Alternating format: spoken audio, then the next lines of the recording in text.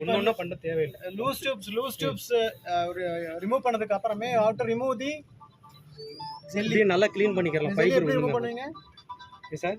Actually maximum இதை வச்சு பண்ணும்போது சில சமயம் கட் ஆயிரும். அந்த டைமில் என்ன பண்ணுறீங்கன்னா, கத்தி இருக்கு பாருங்க, இன்னொன்று சொல்லி கொடுக்குறேன். இங்கே கிரீன் எடுத்துக்கிறீங்க. நீங்கள் மேக்ஸிமம் இது யூஸ் பண்ணும்போது சில சமயம் அதிகமாக கட் பண்ணிடுவீங்க. இதை கத்தி யூஸ் பண்ணிக்கிட்டிங்கன்னா லைட்டாக மேலே 4 பக்கம் ரவுண்டு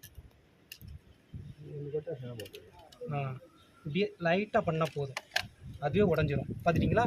இப்போ எழுது பாருங்கள், ஈஸியாக வரும். நீங்கள் கத்தியை போட்டு பழகுங்க, அதுக்கப்புறம் இது போட்டு வரலாம். ரைட், இது சேஃபு. உங்களுக்கு ஃபைபர் கூட கட் ஆகாது கத்தியை போட்டிங்கன்னா.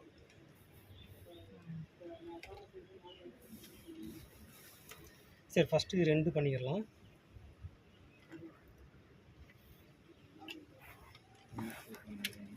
அதே மாதிரி அந்த பக்கம் என்ன கலர் போடுறோம்? ஆரஞ்சு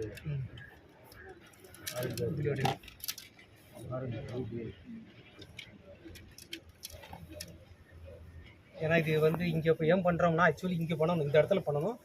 இது ஒரு டைப் பண்ணுற இடம். அடிஷ்னல் ட்ரை இங்கே ஒன்று பண்ணுவோம், 2 டைப் பண்ணுவோம். அதனால் நீங்கள் என்ன செய்றீங்கன்னா, இந்த 2க்கும் நடுவில் எடுத்துக்கிறீங்க. இல்லை இது வர இந்த பார்ட், இது அடைஞ்சலாக இருக்குது, இந்த பார்ட் வரை எடுத்துக்கிறீங்க. எடுத்துக்கிட்டிங்கன்னா உங்களுக்கு வந்து ட்ரேயில் வந்து சுற்றி வைக்கும்போது ஈஸியாக இருக்கும். சரிங்களா? அதனால் இந்த இதுக்கும் வர்ற மாதிரி கேப் பார்த்துக்கிறேன். இப்போ ஏன்னா இவ்வளோ தூரம் பண்ணுறோன்னா, இது ரொம்ப சின்னதாக எடுத்துட்டோம். ஆக்சுவலி நமக்கு 1 மீட்ரு 1.25 மீட்ரு ஃப்ரீயாக இருந்துச்சுன்னா நம்ம ஃப்ரீயாக வந்து ஸ்ப்ளைசிங் பண்ணலாம், ட்ரேயில் வந்து சுற்றி வைக்கலாம். இப்போ சார் வந்து கேபிள் கம்மியாக இருக்கிறதுனால நம்ம வந்து அந்த அளவுக்கு எடுத்து வச்சுருக்கோம். புரியுங்களா? இது வந்து பண்ணுறது கொஞ்சம் சிரமம் தான். இதை பார்க்கலாம் பண்ணும்போது.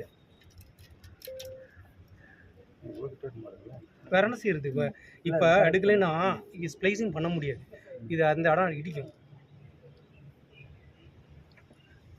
சரிங்களா? அப்படியே பிடிச்சி